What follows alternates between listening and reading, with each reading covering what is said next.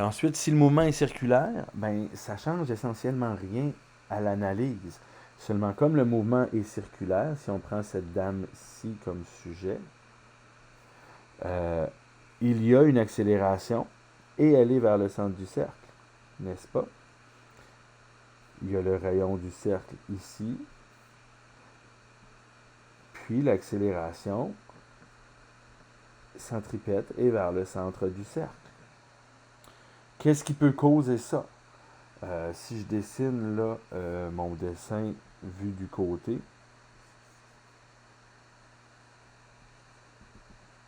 quelle force, si elle n'était pas présente, ferait en sorte que la personne glisse vers le bas? C'est parce que ça tourne, oui. Il y a la force de gravité. Puis la force de gravité est vers le bas. S'il n'y a pas une force vers le haut, la personne va tomber. Elle est collée sur le mur. Donc il y a une force qui doit pousser vers le centre du cercle, une force qui cause l'accélération centripète. Donc ça prend une force vers le centre du cercle. J'ai mis un F là, mais... D'accord. Si je vous rappelle, là, sur une surface inclinée, la normale est perpendiculaire à la surface, oui.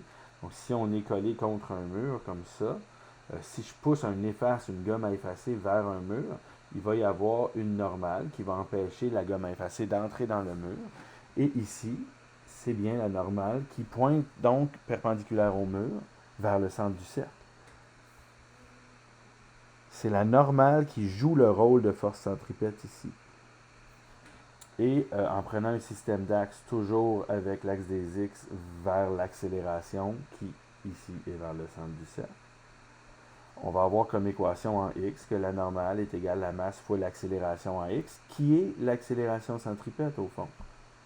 L'accélération centripète qui vaut V au carré sur R. Donc la même méthode de résolution qu'on applique aux autres exercices. En Y, quelle force empêche le truc de tomber?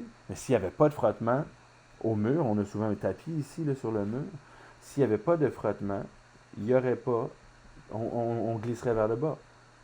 Et verticalement, il n'y a pas d'accélération. Ici, on ne veut pas glisser vers le bas. Donc, construire les équations avec la sommation des forces en X égale M fois l'accélération en X, sommation des forces en Y. C'est toujours la même démarche qu'on applique, que le mouvement soit circulaire ou autre. Je ferai quelques exemples là, dans les capsules suivantes. Ici, j'ai un petit vidéo. Je ne sais pas si je vais pouvoir vous le montrer.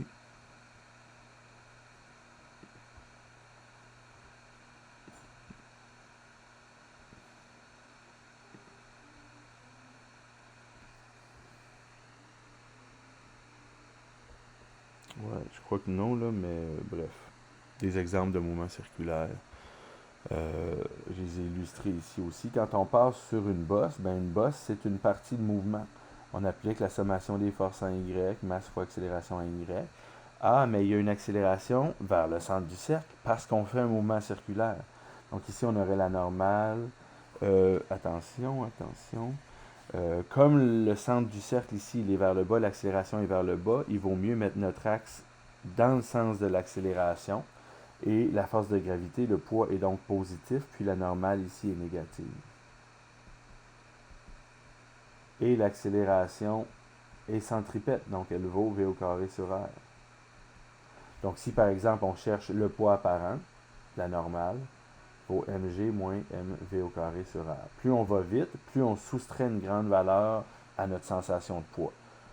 La perception de poids apparent ici est liée à la normale. Puis d'habitude, la normale est égale au poids mg, mais ici, on lui soustrait un truc causé par la vitesse. Donc, notre sensation de poids va être réduite parce que le plancher va nous pousser, la normale, va nous pousser moins fort qu'à l'habitude. Ici, l'accélération est vers le haut. Donc, on a notre mouvement circulaire. L'accélération est vers le haut, donc je vais mettre mon axe vers le haut. Et on aurait la normale moins mg qui égale mv au carré sur r. Puis ici, si par exemple, on cherche le poids apparent, on aurait que le poids apparent est égal à mg plus mv au carré sur r. Dans le bas d'un cercle comme ça, on se ressent plus pesant parce qu'on rajoute à mg l'effet de rotation mv carré sur r. Quand on casse une trajectoire circulaire, quand il n'y a pas de force présente, quand la corde casse, l'objet continue en ligne droite. C'est que pour faire un mouvement circulaire, pour qu'il puisse y avoir une accélération centripète, ça prend nécessairement une force qui cause cette accélération-là. Les forces causent les accélérations. Cette force-là, vers le centre du cercle, ici, c'est une tension. Mais si on parle de la Lune qui tourne autour de la Terre, bien là, ça va être une force de gravité qui va jouer le rôle de force centripète. Si on parle d'une voiture qui tourne dans un mouvement circulaire, disons que ça, c'est une voiture vue du haut, c'est le frottement qui est vers le centre du cercle, un frottement adhérent, statique. Hein? Quand les roues glissent sur l'asphalte, ça fait bon. Donc, un frottement statique permet d'adhérer à la route. Et sans frottement, vous savez, sur la neige, sur la glace, on ne peut pas prendre de virage. On continue en ligne droite. Donc, c'est le frottement qui permet à faire un mouvement circulaire, si c'est une voiture. Et pour avoir un mouvement circulaire parfait, il faut que la force qui est vers le centre du cercle, on dit qu'elle est centripète, mais ça va être soit la tension, soit la normale, soit le frottement, une force qu'on connaît déjà, qui vaut mv au carré sur r. Donc ça, c'est un mouvement circulaire parfait. Mais si la force est trop grande vers le centre du cercle, on va spiraler vers l'intérieur. On va tomber vers l'intérieur. Si la force n'est pas assez grande, comme en mouvement circulaire avec une voiture, s'il n'y a pas assez de frottement, on va glisser vers l'extérieur du cercle. On va spiraler vers l'extérieur parce qu'il n'y a pas assez de force. Un mouvement circulaire ici, assez surprenant. Là, la voiture est collée sur le mur, un peu comme la personne dans le manège tout à l'heure. Ça se peut, ça prend un bon frottement vers le haut. Et ici, c'est possible sans frottement. Il y a une normale et il y a un frottement. Si on va trop vite, on déraperait vers le haut, donc il y aura un frottement vers le bas. Ces numéros ici sont particulièrement difficiles. Je pourrais vous faire un exemple à un moment donné. Voilà, quand il y a une inclinaison de la route, là, ici. Une apesanteur, la sensation d'apesanteur, ma théorie termine là, avec ça. Si, imaginons qu'on va sur une montagne puis qu'on lance un objet en bas de la montagne, qu'on le lance un peu plus vite, il y a une certaine vitesse à laquelle l'objet va tomber exactement de la même quantité que la Terre est ronde, que le sol courbe sous la trajectoire. Donc, à la bonne vitesse, si la vitesse est exactement la bonne vitesse, on va tomber en orbite, au fond.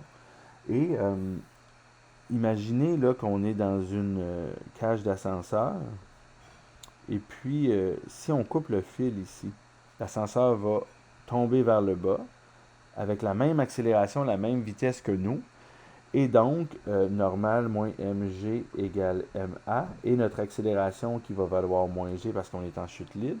Vous voyez, ça fait en sorte que la normale tend vers 0. Il n'y a plus de sensation de poids apparent. Mais quand on est en orbite, on a exactement la même sensation au fond. Quand il n'y a pas de normale, il n'y a pas de poids apparent. Et si on envoie une cage d'ascenseur comme ça qui va tomber, hein, on est d'accord que l'objet tombe, mais s'il tombe juste d'autant que la Terre s'est reculée, la distance ici demeure constante, ce qui fait en sorte que l'objet est en orbite, mais la sensation qu'on a à l'intérieur est une sensation d'apesanteur. Le poids n'est pas nul. S'il n'y avait pas de force de gravité, l'objet ne tomberait pas sur la Terre et continuerait en ligne droite. Il y a une force de gravité, et c'est cette force de gravité-là qui fait tomber l'objet. Seulement, l'objet tombe d'autant que la Terre est ronde, et il se retrouve à être en chute libre. Être en orbite, c'est être en chute libre. Et c'est le poids apparent qui est nul et non le vrai poids. Voilà ce que j'avais à dire sur la théorie. Je vais vous fournir quelques exemples là, pour la suite des choses.